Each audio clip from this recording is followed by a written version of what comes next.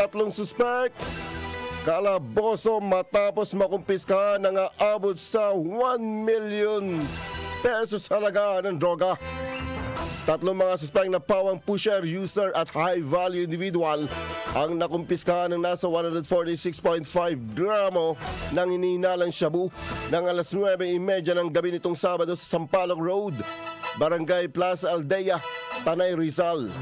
7 pirasong heat seal transparent plastic sachets na nagkakalaga ng nasa 996,200 pesos ang nakuha sa mga suspect na sina alias Tatay, Tisoy at Boying. Nabawi rin ang 2 pirasong tig-1,000 piso at 5 piraso ng tig-1,000 piso na budal money na ginamit as buy-bus money.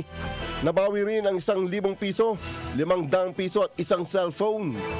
Ang mga suspect ay nakadetini sa Tanay Municipal Police Station Custodial Facility at maharap sa kasong paglabag sa Comprehensive Dangerous Drugs Act of 2002. IFM News Lucena.